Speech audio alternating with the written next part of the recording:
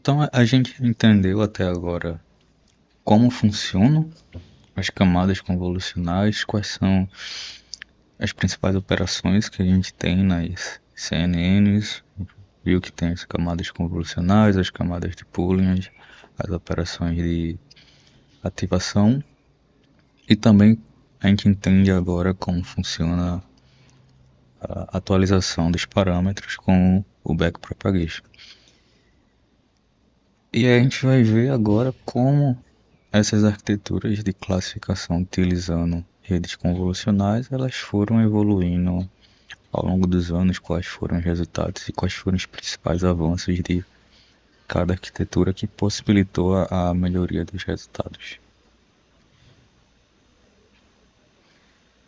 E a gente sabe que um dos primeiros modelos que empregou essa ideia de utilizar a convolução para realizar a classificação com imagens foi a LeNet.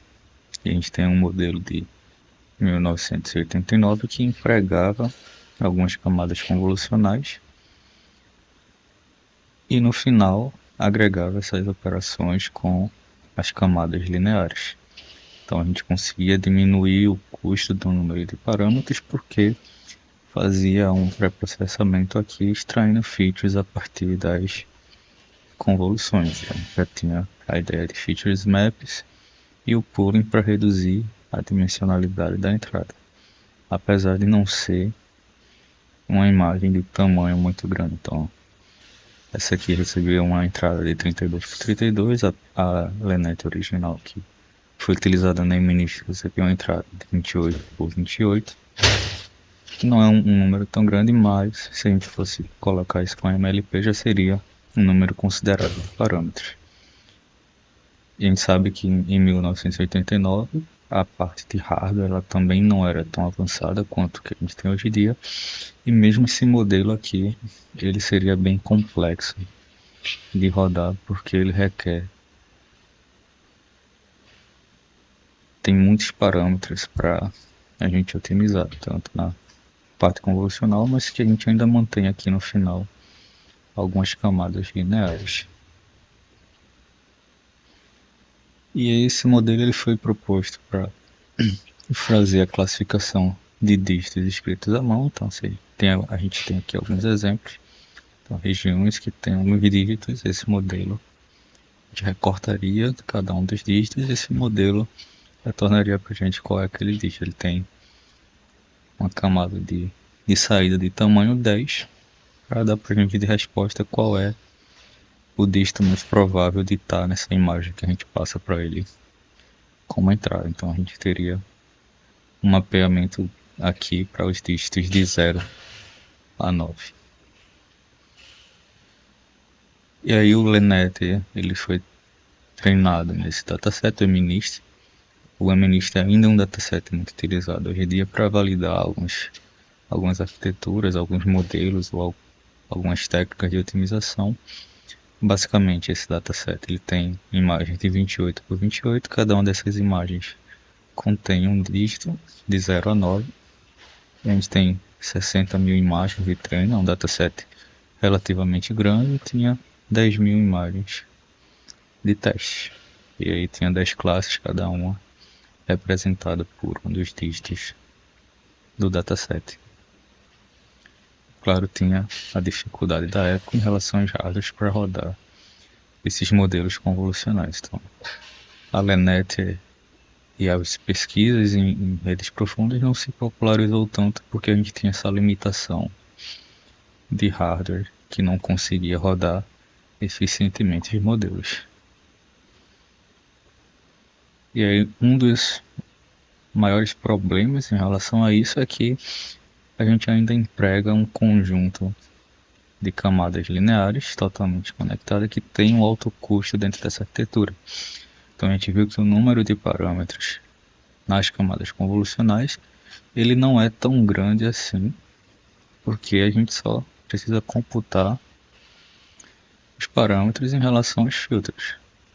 Mas a gente tem aqui a convolução atuando na imagem de entrada que vai gerar para a gente um mapa de ativação de saída e no final esse mapa de ativação ele vai ser convertido aqui para a gente ter um tamanho fixo de neurônios nas camadas lineares.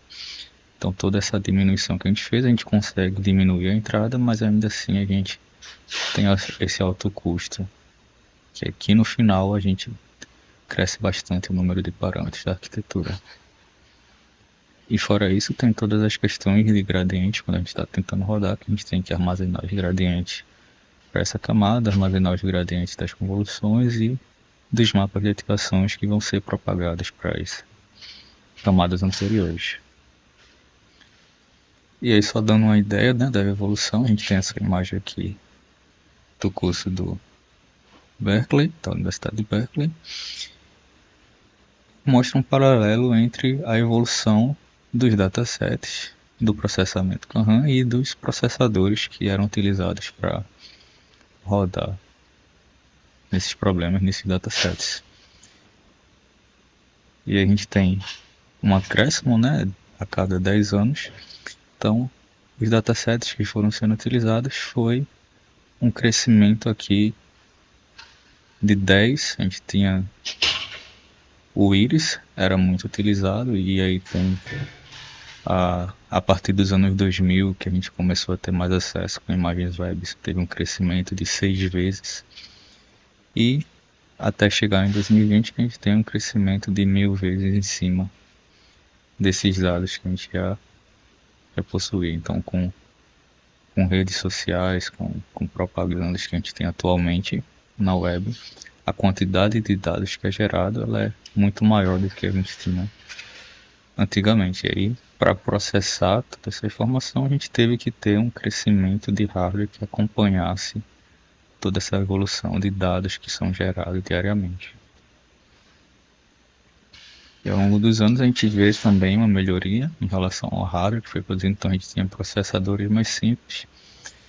E aí atualmente a gente tem uma melhora de até 10.000 vezes com processadores que são dedicados a fazer esse processamento paralelo de operações que precisam de muitos parâmetros ou que têm uma replicabilidade alta de operações atuando em múltiplas partes de um dado, de um conjunto de dados. Então, a gente começou a ter ao longo dos anos a popularização desses modelos de Deep Learning e foi popularizando também arquiteturas dedicadas para rodar eficientemente esses modelos, que possibilitou a gente ter uma evolução bastante rápida das arquiteturas que foram sendo propostas, e a gente tem atualmente modelos que chegam a bilhões de parâmetros, 7 bilhões, 13 bilhões de parâmetros. E aqui mais ou menos em 1990 foi quando a gente teve a LeNet, então a gente conseguia rodar já algumas arquiteturas mais simples para resolver alguns problemas, por exemplo, problemas de classificação de escrita, como era o LeNet, mas ainda assim a gente não tinha um hardware que acompanhasse o desenvolvimento desses modelos, ainda era muito custoso utilizar esses modelos. Então, no meio desse período, entre 2000 e 2010, foi quando a gente teve a popularização de métodos baseados em kernel como o SVM. Então, o SVM era um método muito popular, um dos melhores até o início dos anos 2010, que já eram métodos mais leves que a gente conseguia rodar com uma certa eficiência. E aí, com o surgimento de GPUs, com a evolução de placas de vídeo, um exemplo são as placas de NVIDIA, a gente teve o retorno das arquiteturas neurais profundas, principalmente com a proposição do AlexNet lá em 2012, que conseguiu um resultado muito melhor do que métodos anteriores. Ele conseguiu uma precisão muito alta no ImageNet e demonstrou que a gente poderia otimizar a execução paralelizando as operações junto com um hardware dedicado. Nesse caso ele usou uma placa de vídeo que podia fazer operações mais eficientemente, operações de convoluções e multiplicações de forma mais eficiente. E a gente teve também a evolução dos datasets que eram utilizados. Então, a gente tinha o MNIST, que era um dataset muito popular, e lá nos anos 2010 a gente teve o ImageNet, que trazia um conjunto muito grande de imagens. Então, a ideia é que para a gente aprender como humano, a gente precisa de exemplos. Então, a gente aprende o que é um carro, porque ao longo da nossa vida a gente vê carros, as pessoas nos dizem o que é um carro. Então, a gente vê uma garrafa, um lápis. Então, a gente aprende baseado na visualização dos exemplos. Então, aqui a ideia do ImageNet foi tentar seguir essa ideia para treinar os modelos. A gente ter um grande conjunto de imagens que tivesse muitos exemplos para a gente poder treinar os modelos e tivessem muitas classes para a gente tentar classificar. E aí, essas imagens eram RGBs, então já continha informação de cor, tinha uma dimensão muito maior do que a gente tinha nos datasets anteriores, e um conjunto muito maior de exemplos e de classes. E aí dá para ver que tinham várias classes, tinham animais, pessoas, coisas do cotidiano, e tinha um processo bem definido para a obtenção de imagens, tanto para as imagens positivas quanto para imagens negativas, e conjuntos já definidos para a gente fazer treinamento, validação e teste. E aí, do ImageNet foi proposto um desafio que anualmente pesquisadores eles submetiam modelos para tentar avaliar a acurácia dos seus modelos dentro do ImageNet. Então a ideia era tentar diminuir o erro dentro desse dataset. E ao longo dos anos também foram evoluindo as tarefas que eram abordadas dentro do ImageNet. Então começou com classificação de imagem, mas foi se expandindo para localização e detecção de objetos. E aí o ImageNet ele foi evoluindo, o desafio foi se expandindo até 2014, quando a gente teve a última versão do dataset, aumentando o número de imagens que a gente tinha e as anotações para cada uma das tarefas, classificação, de localização e de detecção de objetos. E aí em 2012 foi quando veio o AlexNet, que foi um dos primeiros modelos profundos, modernos, que se propunha a fazer a resolver o problema de classificação dentro do ImageNet.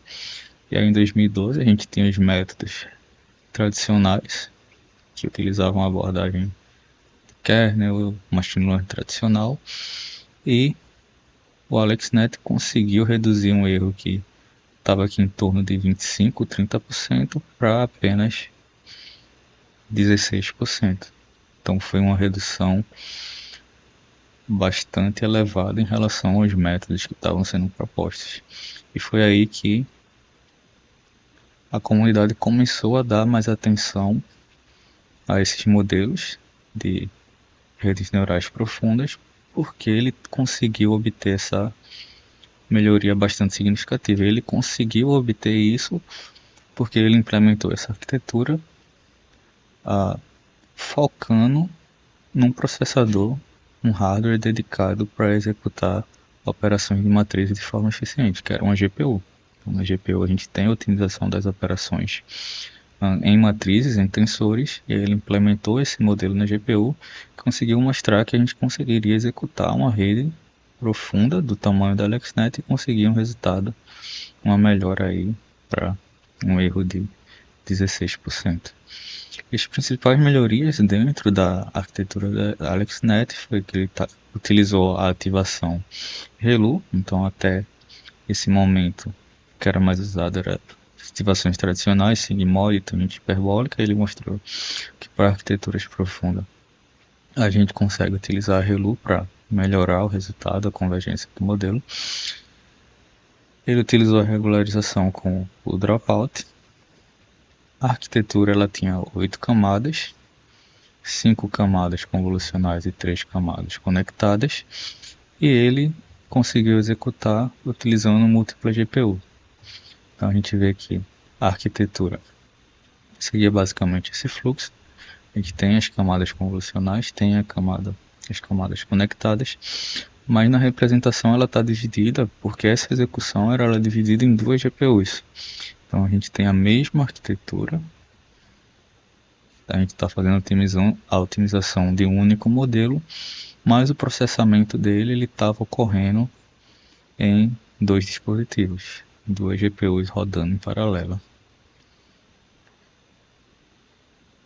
E aí ele empregou também algumas operações de Data Augmentation e mostrou que Data Augmentation ele melhorava o resultado do modelo. A gente tinha uma melhora durante um treinamento, quando a gente está fazendo a otimização do modelo. E a gente tem a arquitetura aqui, então seguir essa ideia de processamento paralelo em múltiplos dispositivos.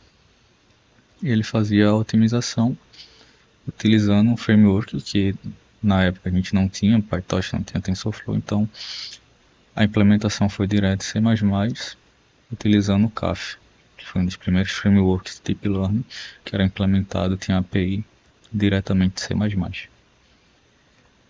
E aí fazendo um paralelo de como era o LeNet e como é o AlexNet, então no AlexNet a gente começou a ter tamanhos de entrada maiores. Então se na LeNet a gente tinha uma entrada 32 por 32 com apenas um canal, na AlexNet a gente estava conseguindo processar imagens 224 por 224 RGB com 3 canais. E aí, na AlexNet a gente tinha kernels maiores para reduzir a entrada, mas tinha mais canais de saída. Então, os kernels das convoluções eles eram maiores na AlexNet, as operações de pooling também eram mais acentuadas, e a gente conseguia reduzir mais o mapa de features e o número de filtros que era usado, o número de filtros de saída para gerar o mapa de ativação ele era maior. E aí teve também essa proposição do pooling utilizando o valor máximo, o max pooling, que pegava o valor máximo do mapa de ativação para propagar o resultado, que era mais utilizado era o valor médio, o average pooling. E aí no final das camadas conectadas a gente tinha um conjunto de camadas convolucionais que seguia esse padrão, e das camadas conectadas a gente tinha um conjunto de neurônios muito maior, porque a gente tinha no final uma classificação de 1000 classes, enquanto na LeNet a gente fazia classificação de apenas 10 classes de cada um dos dígitos. E só para ter uma ideia, né, em relação ao número de parâmetros e ao número de operações, então na AlexNet a gente tinha uma rede que chegava a 46 milhões de parâmetros, enquanto na LeNet a gente só tinha 0,6. Então há um aumento aí de 11 vezes em relação ao número de parâmetros que a gente tinha no modelo da LeNet. E em relação às operações, a AlexNet ela rodava com 1 gigaflop, e aí um aumento de 250 vezes em relação ao que a gente tinha na LeNet, que era apenas 4 megaflops. E aí, pós AlexNet, aqui em 2012, a gente começou a ter mais proposições de modelos baseados nessa ideia de aprendizado profundo. Então aí a gente teve em 2013 um modelo que ainda empregava 8 camadas, mas conseguia reduzir ainda mais esse erro, então a gente chegou de 16 para 11% de erro. Em 2014 foi quando veio o VGG, então aumentou ainda mais esse número de camadas, de 8 a gente passou para 19 layers e o erro diminuiu para 7. Em 2014 a gente teve o GoogleNet com 22 camadas e aqui teve um acréscimo bastante acentuado de 2014 para 2015 com o surgimento da ResNet. E a ResNet ela conseguiu obter um bom resultado empregando 152 camadas. A gente teve um erro aqui próximo de 3%, que 3% já era considerado o erro irredutível do ImageNet, era o erro próximo do erro humano que a gente tinha no dataset. Então estava perto do valor ótimo que a gente queria encontrar para esse desafio de classificação. E aí esse desafio ele rolou até 2 anos depois, acredito que o último tinha sido em 2017, mas a gente permaneceu aqui nessa faixa de 3%. E aí em 2014 foi quando a gente teve a VGG, que empregava 19 camadas, e a VGG ela é uma arquitetura simples que aplica uma ideia similar ao AlexNet, mas ao invés de aplicar kernels maiores, 11 por 11, aplicava kernels menores, exemplo 3 por 3. Então, a ideia é que se a gente tem dois filtros 3 por 3 consecutivos, é equivalente a gente ter um campo receptivo de um filtro 5 por 5. 5 por 5. Da mesma forma, se a gente tem três filtros 3 por 3, entrega um campo equivalente a um filtro 7 por 7. E aí, eles seguiram essa ideia para treinar redes mais profundas. Então, a gente diminuía o tamanho dos kernels, mas aumentava a quantidade de camadas convolucionais que a gente tinha na arquitetura. E aí a gente consegue treinar redes mais profundas otimizando menos parâmetros, porque se uma convolução ela tem C canais, então 3 filtros 3 por 3 vai ter 27C ao quadrado parâmetros. Então a gente vai ter 3 por 3, 3 ao quadrado, vezes 3 filtros. Então a gente vai ter esse valor aqui. E aí um filtro 7 por 7 ele vai ter 49C ao quadrado parâmetros. Então, muito mais parâmetros que a gente tem para otimizar, utilizando só um filtro 7 por 7, em comparação a gente usar 3 filtros 3 por 3. E aí, na medida que a gente vai expandindo isso para mais camadas, esse ganho ele vai ficando maior. E aí, ao invés de ter muitos parâmetros, a VGG foca em ter camadas convolucionais 3 por 3, com estrada de 1, pad constante e max pooling 2 por 2. E aí a gente vai expandindo o número de canais, que é a ideia das redes convolucionais, a gente vai reduzindo a dimensionalidade espacial e vai aumentando o número de canais. E a gente empregava esse valor de 64, 128, 256 e 512. A gente conseguiu aí uma arquitetura com 19 camadas que tinha 133 milhões de parâmetros. E aí, isso é maior do que o número de parâmetros da AlexNet, mas a gente tem muito mais camadas e consegue um resultado melhor da arquitetura.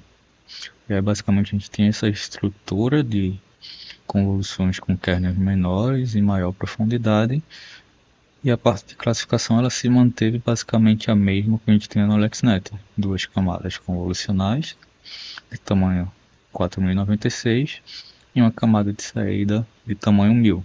E o softmax que retornava para a gente a probabilidade de cada classe. Transformava essa saída em um vetor de probabilidade. Então até aqui a gente teve a evolução da LeNet, arquitetura simples, com um escopo reduzido, a gente estava classificando apenas 10 listas.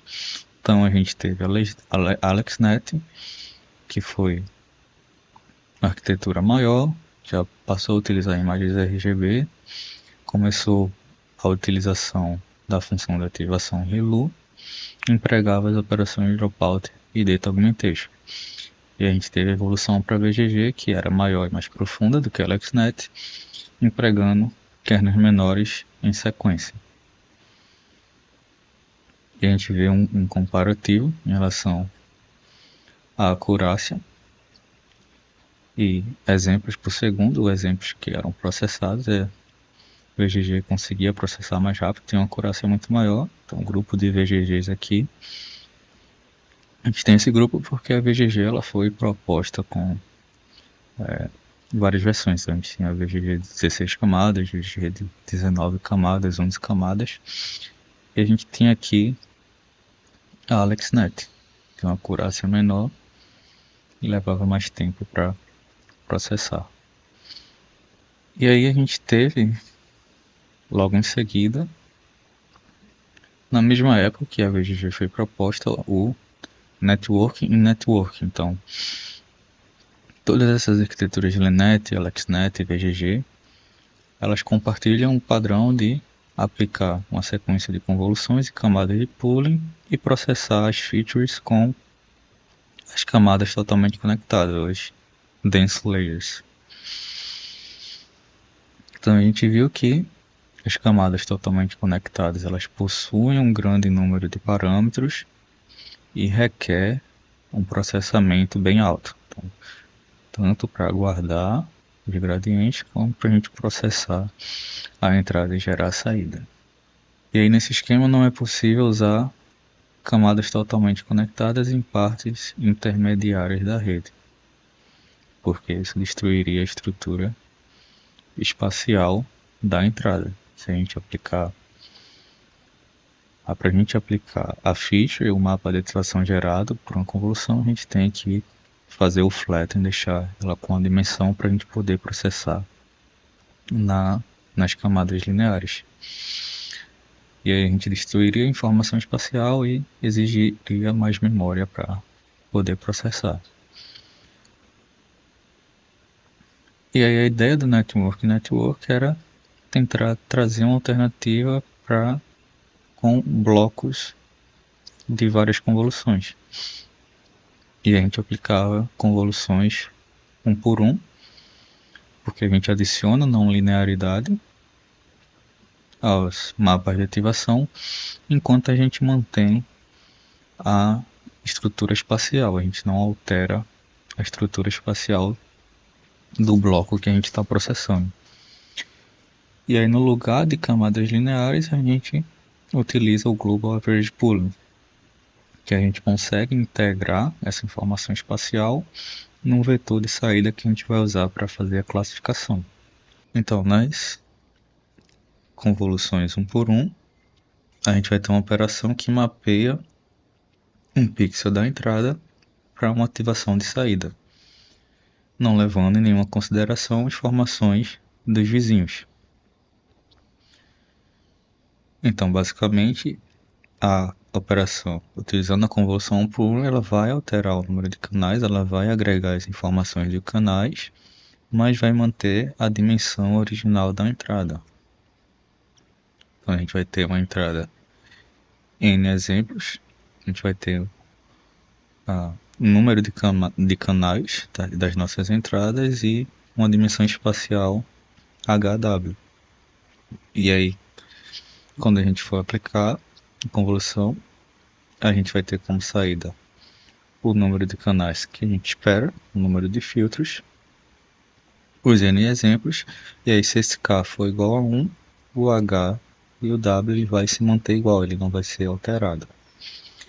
E aí da mesma forma que a operação de pooling ela reduz a dimensão espacial, ela vai alterar aqui só a dimensão espacial, a convolução 1 por 1 vai reduzir apenas o espaço de features, a profundidade dos mapas de ativações. E aí essa operação, com a convolução 1 por 1, a gente pode adicionar não linearidade através da profundidade, a gente vai agregar as informações dos canais, enquanto a gente ainda mantém a característica espacial, a gente não vai alterar a dimensão espacial das features, a gente só vai estar agregando as informações ao longo da nossa profundidade, ao longo dos números de canais.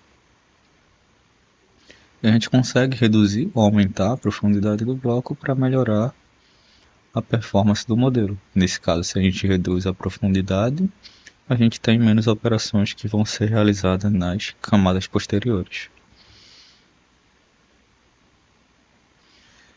E aí, no lugar das camadas lineares, a gente tem o uso do Global Average Pooling. Então, assim como as outras camadas de pooling, ele vai atuar reduzindo a dimensionalidade espacial, mas ele também vai agregar as informações dos canais para que a dimensão que a gente tenha de saída seja 1. Então a gente vai ter uma média aqui em relação a esse bloco, e essa média ela vai ser realizada em relação a toda a profundidade do nosso bloco de que está sendo processado. E isso vai gerar para a gente um valor, e a gente vai repetir isso até que a gente tenha um bloco de uma dimensão. E aí com isso a gente consegue reduzir o nosso conjunto de features para um vetor que a gente pode interpretar como vetor de classificação sem usar as camadas lineares.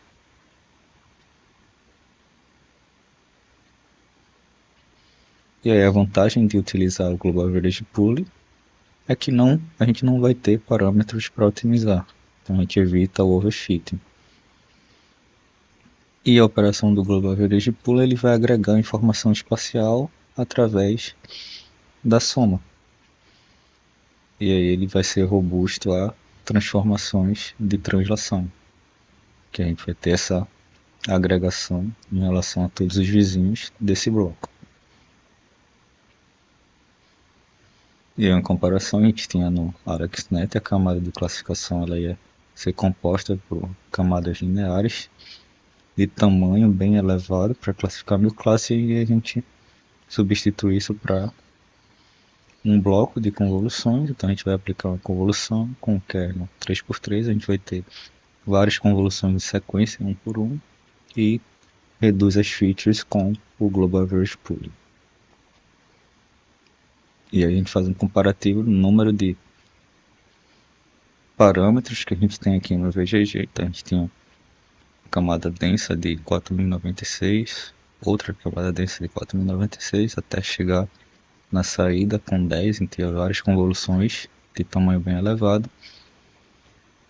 E aí com Network a gente tem convoluções que reduzem ainda mais o mapa de features. A gente aumenta mais o número de canais, e no final a gente só aplica a operação de pooling, que vai reduzir o nosso mapa de ativação, que tem 3 dimensões, para uma dimensão que a gente vai utilizar para fazer a classificação. E aí em 2015 a gente teve o Inception, que foi um modelo treinado da arquitetura Inception chamado de GoogleNet. E aí basicamente ele combinou as principais características do NIM, Network e da VGG.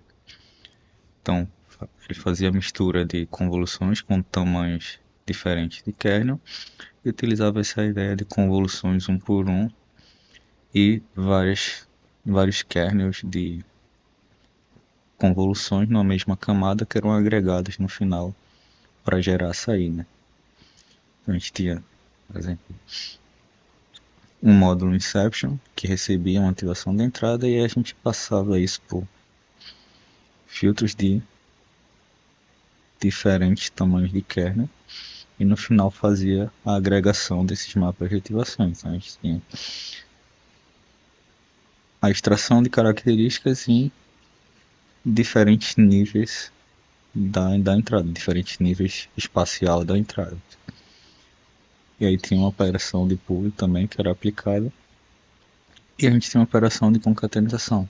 E tinha também uma segunda versão do módulo do Inception, que a gente aplicava mais operações um por um, com a ideia de aumentar a não linearidade e modificar o tamanho da profundidade do nosso vetor de entrada. Então a gente tinha, além de operar em diferentes escalas, com diferentes tamanhos de kernel, a gente também operava com filtros de diferentes tamanhos de features. E aí no final a gente combinava todas essas operações, fazendo a concatenação dos tensores gerados. E aí basicamente o GoogleNet ele resolveu o problema na escolha do tamanho do kernel, porque a gente utilizava vários kernels numa mesma camada que processavam diferentes escalas da ativação. A gente tinha um kernel 3x3, a gente tinha um kernel 5x5, e a gente tinha kernels de mesmo tamanho aplicados em sequência, que era o equivalente a gente ter campos receptivos maiores. E aí a gente tinha uma rede mais profunda que conseguia aplicar esses blocos de Inception numa arquitetura que a gente podia visualizar dessa forma. E aí na arquitetura original, alguns artifícios precisaram ser utilizados para estabilizar o treinamento, como perdas intermediárias aplicadas em múltiplas camadas na rede. A gente tem uma rede mais profunda que agrupava várias operações, fazia operação de concatenização. Então a gente tinha aí o problema de degradação da informação. Então a ideia era que em cada etapa intermediária a gente tinha uma saída, uma loja que a gente podia computar e aí tentava otimizar da melhor forma esse erro quando a gente fosse propagar o gradiente. A gente tinha saídas intermediárias que a gente utilizava para computar o resultado e tentar manter a informação, não degradar a informação na medida que a gente vai aumentando a profundidade da rede. E a gente teve uma segunda versão do Inception, que as convoluções 5x5 foram substituídas por convolução 3x3. Então, se a gente seguir aquela ideia da VGG, ao invés de usar uma convolução 5x5, a gente usa mais convoluções 3x3 e aí reduz o número de parâmetros.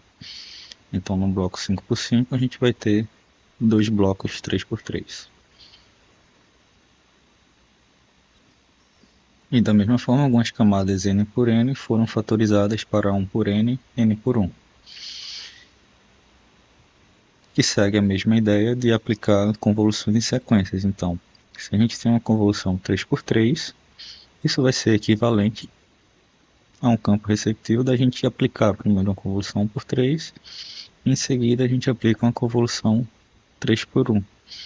Então, basicamente, a gente está dividindo as operações da convolução. Então, primeiro a gente opera em um eixo, no eixo das linhas, e depois a gente opera no eixo das colunas. Está dividindo as operações de convoluções em duas operações distintas que são equivalentes à operação de convolução original. E aí essa operação de convolução em sequência pode trazer um ganho de até 33% em relação a uma única convolução com o fator original. E essa fatorização ela não vai funcionar muito bem para as camadas iniciais, porque a dimensão do bloco ainda é muito grande, então a gente reduz o tamanho do bloco e no final essa operação ela consegue operar de forma mais eficiente. E a gente tem o Inception V3, que vai utilizar as mesmas características da V2, mas adiciona alguns features como a otimização com a MRS próprio, um novo otimizador, aplica o batch normalization depois de cada bloco de convolução, faz a fatorização de convoluções 7x7 e faz algumas operações de regularização na label, no classificador, simulando o efeito de dropout, o que previne a predição de uma classe com muita confiança, tá? Regularizando de forma mais eficiente os parâmetros dessa arquitetura.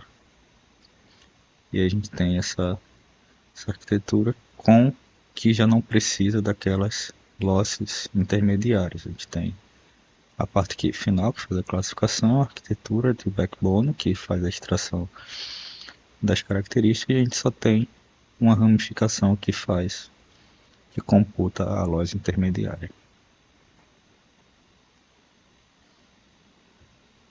E aí, pós GoogleNet, a gente teve a ResNet, que elevou o número de camadas das redes neurais. Então a gente tinha uma rede como a Inception, que tem em torno de 20 camadas, e aí a ResNet ela conseguiu propor um modelo que tinha 152 camadas. Então a ideia para isso basicamente a gente não tinha redes muito profundas, porque na medida que a gente aumenta o número de camadas, a gente aumenta a complexidade da rede. E aí redes profundas elas são mais difíceis de treinar. E, por exemplo, se a gente considera F como um conjunto de funções de uma arquitetura, a gente sabe que para todo F existe um conjunto de parâmetros que a gente obtém através do treinamento. Então, a gente vai otimizar a arquitetura otimizando os parâmetros de F. O Fzinho, conjunto de parâmetros dentro de F. E aí, quando a gente faz o treinamento, a gente quer encontrar o valor ótimo de parâmetros para essa função que a gente está tentando observar. E aí, nem sempre o valor final que a gente obtém no treinamento, com a otimização, ele vai corresponder ao valor ótimo, mas a gente tenta encontrar a melhor aproximação que traz para a gente esse arg mínimo dentro da loss que a gente está avaliando para o nosso modelo F. E aí a ideia é, a gente pode projetar uma arquitetura mais poderosa, então agrupando camadas ou agrupando arquiteturas. No entanto, se esse agrupamento que a gente faz, ele não for um subconjunto, então se a nossa arquitetura F, ela não for um subconjunto dessa arquitetura mais poderosa, filinha, então não há garantias que a gente vai conseguir um resultado melhor. Por exemplo, suponha que a gente tem uma primeira modelo aqui F1 e a gente vai expandindo, aumentando a profundidade dele. Então tem F1, F2, F3 e o nosso valor ótimo ele está aqui. Então, de F1 para F6 a gente não tem garantia que vai encontrar o valor ótimo que está aqui. E a gente vai se distanciando, à medida que vai aumentando a profundidade, a gente vai se distanciando desse valor. A gente não tem garantia que aumentar a profundidade vai aumentar o poder expressivo da rede. A gente vai conseguir o valor ótimo para o problema que a gente está observando. No entanto, se a gente agrupa as funções de tal forma que a gente garante que a nossa função ela é subconjunto da nova função que a gente está computando, a gente ainda não tem garantia que vai obter o valor ótimo. Mas pelo menos a gente tem garantia de que a gente não está indo atrás de um resultado pior. Porque F1 ele vai estar dentro de F2, então o que F2 consegue classificar é o que F1 também engloba. E assim sucessivamente, a gente vai expandindo de tal forma que a nossa arquitetura anterior ela vai sendo um subconjunto do que a gente já tinha antes. A gente só tenta expandir o nível de conhecimento tentando aproveitar a informação anterior que a gente já tinha. E aí essa ideia das redes residuais, ela tenta fazer essa expansão garantindo que a gente utiliza a informação anterior que a gente já tinha. Que na medida que a gente vai aumentando a profundidade, a gente vai alterando a entrada que a gente tinha, expandindo a profundidade dos conjuntos de fichas, reduzindo a dimensionalidade espacial, mas a gente vai degradando essa informação original. Então a ideia é que no final o gradiente que a gente vai computar não necessariamente ele tem alguma influência das primeiras camadas. Então se essa rede ela for muito profunda, a influência da primeira camada na última camada ela vai ser muito pequena, porque a gente vai ter realizado uma série de processamentos que vai alterando essa informação. E aí a gente vê que nem sempre empilhar diversas camadas vai trazer um bom resultado. Então a gente tem aqui um erro de treinamento, então a gente tem uma arquitetura de 56 camadas e essa arquitetura ela tem um erro maior do que uma arquitetura de 20 camadas. E aí quando redes muito profundas começam a convergir, o aprendizado ele pode degradar e a acurácia vai saturar rapidamente.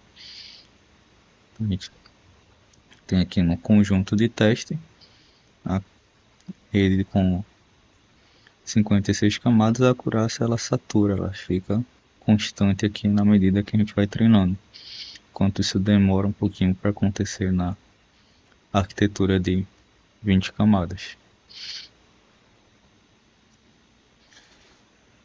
E a ideia da ResNet é a gente aplicar um bloco residual para tentar aprender um mapeamento que leva em consideração a entrada que a gente está passando. Então, dado uma entrada x, a gente quer aprender o mapeamento f de x. E aí a saída desse bloco, ele vai ser f de x mais x. Então, basicamente, a função que a gente quer aprender é um resíduo. Então, se a gente tem uma função que é f de x mais x, se a gente tenta subtrair desse valor, o valor de x, a gente encontra o valor de f de x, que seria o resíduo. E aí, por exemplo, se no caso ideal, se o nosso mapeamento ele for a função de identidade, então se f de x for igual a x, aprender esse resíduo ele é mais fácil. Porque a gente só precisa tentar levar o resíduo para zero, a gente quer aprender a identidade. Então, se a gente está passando aqui, o nosso resíduo ele vai ser zero, a gente consegue, o otimizador ele vai operar de forma mais fácil. E aí na prática a gente não tem esse valor ideal, a gente não computa a função identidade, mas se a gente está computando um resíduo que depende da entrada x, se a gente está somando essa entrada propagando o valor anterior que a gente tinha para a próxima camada, e está aprendendo um resíduo que transforma essa entrada na saída que a gente tem. Então a gente está diminuindo o grau de degradação quando a gente vai aumentando a profundidade da arquitetura. E aí a formulação da função identidade é dada pelas shortcut connections, que é basicamente a gente pegar a entrada x que a gente tem, então a gente propaga ela para frente e soma com a saída da camada que a gente está utilizando para extrair as features. E aí a ResNet ela vai fazer exatamente isso. Então a gente passa a imagem, a gente vai passar a imagem normalmente por uma camada convolucional, e aí numa arquitetura convolucional padrão, a gente teria as convoluções aplicadas em sequência até a gente chegar na camada de classificação. E aí no caso da ResNet, a gente vai ter uma sequência de convoluções normalmente, mas em certo ponto a gente vai propagar a entrada para a próxima camada. Então a gente está propagando a entrada e aqui nesse meio a gente tenta otimizar o resíduo que leva essa entrada para essa resposta que a gente está tendo. Então, para o otimizador vai ser muito mais fácil fazer essa otimização. E a gente garante que a gente está aproveitando a informação anterior para passando ela à frente da rede para computar as próximas ativações. E basicamente a gente tem vários blocos, então a gente consegue fazer essa propagação. Na esquerda a gente tem um mapa de ativação de 56 por 56, a gente vai ter essa soma aqui, porque a gente tem um vetor de features de profundidade 64, a gente tem convoluções que preservam essa profundidade, e a gente faz a soma direta. E aí no caso, quando a gente quer alterar a dimensionalidade do nosso mapa de features, então a gente vai ter os blocos de bottleneck. Então a entrada ela vai ter 256 de profundidade, a gente faz a transformação com a convolução por 1, a gente mantém a dimensão, muda o número da profundidade e faz a operação de convolução que a gente quer, e depois aplica a convolução por 1 de novo para recuperar a profundidade original. E aí com isso a gente faz a soma, porque a gente tem vetores que têm a mesma dimensionalidade em relação ao número de canais. E a convolução por 1 é aplicada para a gente fazer essa projeção, para a gente reprojetar o mapa de ativação com a mesma dimensionalidade que a gente tem da entrada. E um tempo depois a gente teve alguns modelos baseados em Transformers. E aí, esse primeiro modelo foi em 2017, a gente teve vários outros avanços em 2020, 2021, que basicamente segue a ideia de, ao invés da gente utilizar a imagem, a gente faz uma projeção, a gente faz uma operação de encoding na imagem e aí passa para um bloco Transformer que vai utilizar algumas estratégias de atenção para tentar extrair algumas informações recorrentes dos dados que a gente está passando para a entrada. E aí essa entrada que a gente está passando codificada, ela vai ser utilizada por uma rede linear, e a gente pode fazer a classificação. Então tem muitos detalhes dentro dessas arquiteturas Transformers, né, esses modelos de atenção, mas a gente não vai focar aqui neles, não é o foco do curso olhar esses modelos que empregam essas transformações temporais, mas vocês podem olhar em detalhes depois a partir desses trabalhos. Mas a ideia basicamente é mostrar que teve uma mudança na área de visão com esses modelos de Transformers, que basicamente empregam modelos grandes, que têm um grande número de parâmetros, mas que também obtêm uma acurácia bastante elevada. Então, se a gente olhar aqui, por exemplo, para ResNet 152, que está aqui nessa linha, a gente tem um modelo que tem 60 milhões de parâmetros e conseguir uma acurácia de 78%. E aí nessas arquiteturas Transformers, a gente pode olhar esse bloco aqui de arquiteturas Transformers.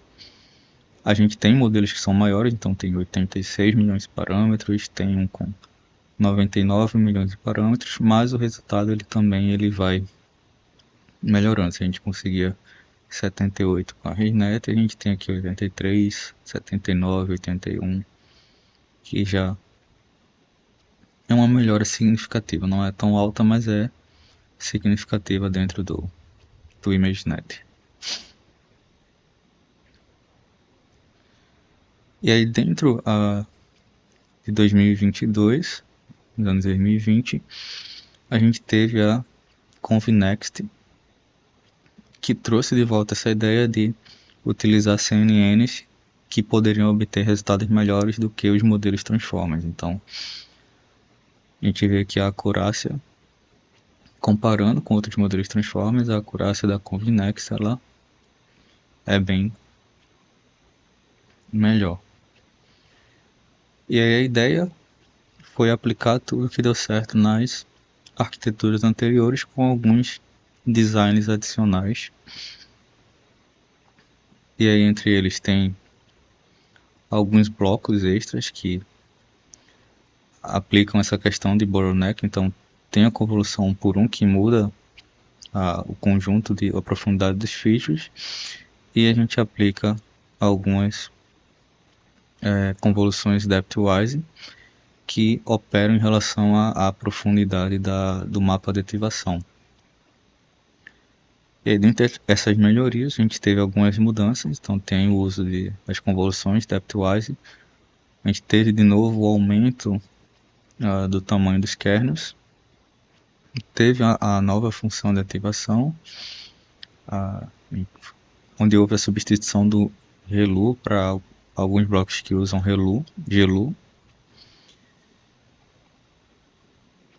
E redução no uso de normalização nas camadas. E aí no lugar do Batch Normalization foi utilizado o Layer Normalization. Essas são operações bem específicas que foram utilizadas dentro da arquitetura para fazer o processamento, meio que combina algumas ideias do que é utilizado nos Transformers, no que foi utilizado na ResNet para conseguir esse resultado otimizado. E a gente tem a arquitetura que tem várias versões com vários tamanhos. Então, tem várias configurações da ConvNext, que tem 28 milhões de parâmetros, 50 milhões de parâmetros, 89 milhões de parâmetros. E aí, dependendo do tamanho da arquitetura, a gente consegue diferentes valores de acurácia. Então, já está em torno de 85%.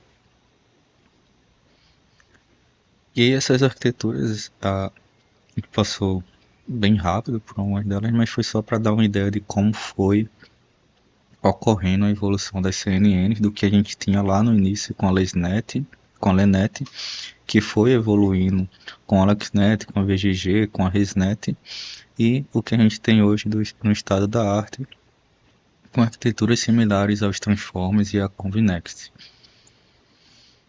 E alguns frameworks ele já tem esses modelos pré-treinados, a gente pode utilizar, pode testar, ou pode tentar otimizar para resolver um novo problema. Mas aí a gente já tem uma base de como eles funcionam, de quais são as diferenças entre eles e quais a gente pode utilizar para resolver problemas específicos. E tem aqui um exemplo só para a gente avaliar de forma bem rápida essas arquiteturas. Então no PyTorch a gente tem o Torch Vision, que já tem um conjunto de modelos para classificação dessas arquiteturas que já são padronizadas. E aí, se a gente importar, a gente pode tentar imprimir aqui o import do Torch Vision Models, e aí a gente consegue ver os modelos que tem disponível dentro da biblioteca.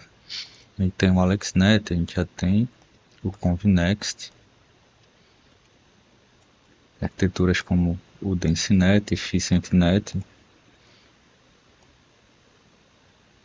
E aí tem vários modelos, e tem todos esses modelos que a gente viu, como Inception, ResNet, VGG, dentre várias outras arquiteturas que foram sendo propostas ao longo dos anos. E, por exemplo, a gente pode importar aqui um dos modelos, a gente chama aqui o Torch Vision Models, a gente chamou de T-Models aqui em cima, e aí pode chamar AlexNet, por exemplo, que a gente usa o Summary, que é o portado do Torch Summary, que é basicamente para a gente visualizar as camadas dessas arquiteturas e o número de parâmetros. Então, se a gente rodar, a gente vai ver aqui como está implementado a AlexNet. Então, a gente pode ver cada camada em sequência, o número de parâmetros de cada camada para esse bloco de ativação que a gente passou como entrada. Então a AlexNet ela processava a imagem RGB, tamanho 224 por 224, e a gente consegue ver também, dada essa entrada, qual vai ser o tamanho da dimensão de saída. E aí tinha essa utilização, né, das convoluções, utilizando ReLU, seguida do Max Pooling, utilizando Dropout no final com as camadas lineares. E aí é um modelo que tinha em torno de 61 milhões de parâmetros. E aí se a gente olha para a VGG 16, com uma entrada com a mesma dimensão, a gente vê aqui os blocos, o número de parâmetros, a dimensão de saída de cada bloco. Então a gente vê que durante certo conjunto de blocos a gente vai preservando a informação, a dimensão espacial, só processando em diferentes camadas. A gente tem essa ideia de utilizar essa sequência maior para fazer o processamento da informação. E aí no final a gente tem as camadas lineares. A gente acaba com um modelo com 138 milhões de parâmetros. Da mesma forma, a VGG19 emprega uma arquitetura bem similar à VGG16, com a diferença que ela vai ser um pouco mais profunda. E no final a gente vai ter mais parâmetros treináveis.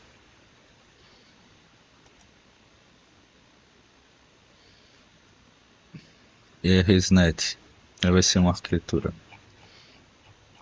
um pouquinho maior. A gente tem aqui a convolução, aplicando a normalização, ativação ReLU, Max Pooling, e a gente tem os blocos de bottleneck que faz o skip connect. Então, dentro da implementação desse bloco, a gente já tem a implementação das convoluções utilizando o skip connecting para propagar a informação.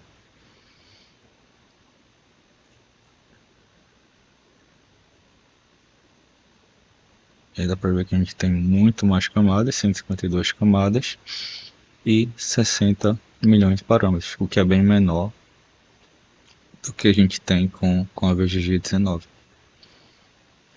E a Inception V3, que também é uma arquitetura relativamente grande, e aplica esses blocos de Inception. Então a gente tem denominado aqui o Inception A, e aí a gente vai ter outros blocos ao longo da arquitetura. E a rede, no total, ela vai ter 27 milhões. E esse exemplo foi bem básico, só para a gente visualizar algumas das arquiteturas que a gente viu e também para visualizar como é que a gente pode reutilizar essas arquiteturas, porque a gente já tem esses modelos pré-treinados. Então a gente, com o Tosh Vision, no PyTorch, a gente consegue já chamar que já tem esses modelos implementados. Então a gente pode utilizar uma parte dos modelos, ou utilizar o modelo completo, ou até aproveitar os pesos desses modelos para fazer um novo treinamento e otimizar uma arquitetura para um novo problema.